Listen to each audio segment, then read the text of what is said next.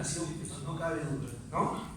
Entonces tenemos los movimientos derivados, son movimientos en los cuales la posición que se parte para el análisis ya no es la posición anatómica o fisiológica, sino otra posición.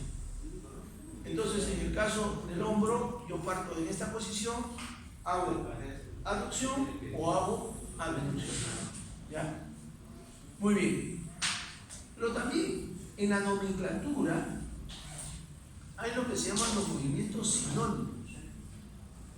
Como le dije en clase pasada, yo hago este movimiento de antebrazo. ¿Esto qué es? Supinación. ¿Y esto qué es? Pronación. Pronación. ¿Esto qué es? Dorsiflexión, que equivale a hablar de una extensión. La supinación es una rotación externa de antebrazo y la pronación es una rotación interna de antebrazo. Pero se usan más los términos sinónimos que los términos originales. Los términos originales son los 6 movimientos básicos. En la muñeca tenemos dorsiflexión por extensión, palmiflexión por flexión, desviación cubital por aducción y desviación radial por abducción. Entonces, yo digo, abducción de la muñeca. ¿Qué posición se tiene que tener para que la deducción encaje en la definición? La posición tiene que ser anatómica. Pero normalmente nosotros no estamos así, pues, ¿no es cierto? Nosotros estamos así, que es la posición fisiológica. Entonces, por eso es que han surgido los sinónimos para poder hacer una descripción del movimiento, para poder nominar el movimiento rápidamente y que nos podamos entender. ¿Ya? Y por último tenemos los movimientos que tienen nomenclatura propia. Ya no aplicamos ahí los nombres de los 6 movimientos básicos, sino aplicamos una nomenclatura propia.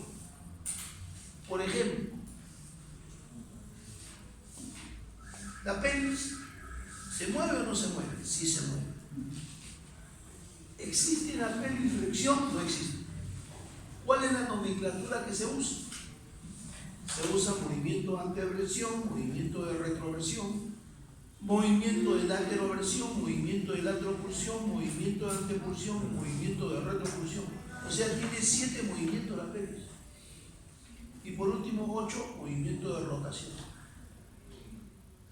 ¿Ya? 8 movimientos. Muy bien. Anteversión podría equivaler a una flexión de cadera, podría equivaler, pero la anteversión es una nomenclatura que se usa básicamente para los movimientos de la pelvis. Alguien dice que también se puede usar para los movimientos de la cintura escapular, pero no, la cintura escapular también tiene su propia nomenclatura, ¿no? Entonces tenemos los movimientos de antepulsión, retropulsión. Otro le llaman proyección anterior, proyección posterior. Otro le llaman, observando el movimiento de la escápula, abducción escapular, aducción escapular. Entonces, usted tiene que saber que el otro movimiento son rotación superior, rotación inferior. Rotación superior, que no es lo mismo que rotación externa. Alguien me dice, profe, pero es lo mismo. Sí, pues, pero la nomenclatura no está hecha así. La nomenclatura dice, en escápula no estamos empleando el término rotación externa. En escápula estamos empleando el término rotación superior. ¿Y por qué utilizamos el término rotación superior? Porque el ángulo superior externo de la escápula es el que se va a dirigir hacia arriba. ¿Y por qué utilizamos el término rotación inferior?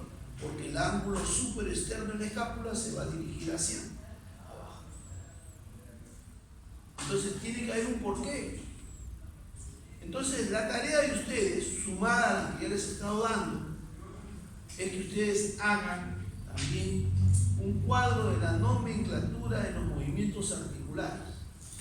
Y como el viernes no hay clases, el próximo miércoles ustedes van a traer ese primer trabajo.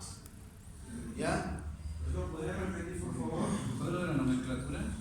Cuadro de nomenclatura de los movimientos articulares. Articulación por articulación. Entonces, por ejemplo, comenzamos. Articulaciones del miembro superior. Articulación externo-clavicular o externo-clavicular. ¿Qué movimientos tiene esta articulación? Primero, ¿dónde se ubica? ¿No? Luego, ¿qué movimientos tiene? ¿Ya? Y ¿cuál es la amplitud de los movimientos? Y ¿cuáles son los factores de limitación de los movimientos? Como le dije, tienen que ir armándolo poco a poco. ¿Ya? Poco a poco. Pero tienen ustedes que ir ya revisando sus textos. Otra, por ejemplo, definiciones de movimientos básicos. ¿Qué es flexión? ¿Qué es extensión? ¿No? ¿Qué es abducción? ¿Qué es aducción? Ustedes tienen que buscarlo. Ahorita si quieren pueden buscarlo con su smartphone, lo buscan y van a encontrar. Ahí van a encontrar la definición. ¿No? Ahí está. ¿De acuerdo? Ahí van a encontrar la definición. Articulaciones de cada segmento corporal, comenzando por el miembro superior. Luego el miembro inferior, luego el tronco y por último la cabeza. ¿Ya? Segundo, ¿qué movimientos tiene cada articulación? ¿Ya? Tercero, ¿qué tipo de articulación es? Cuarto, primero antes que los movimientos pongan qué tipo de articulación es. ¿Ya? ¿Ya? Luego pongan, ¿ya?, cuántos movimientos tiene y cada movimiento qué amplitud tiene. Cuando decimos qué amplitud, les dije en la clase pasada, es un rango de movilidad, ¿no es cierto? Un rango de amplitud.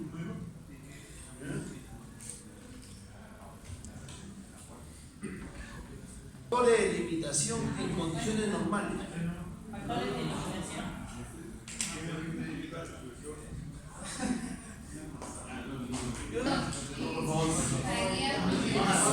Las aplicaciones, pues, ¿no es cierto?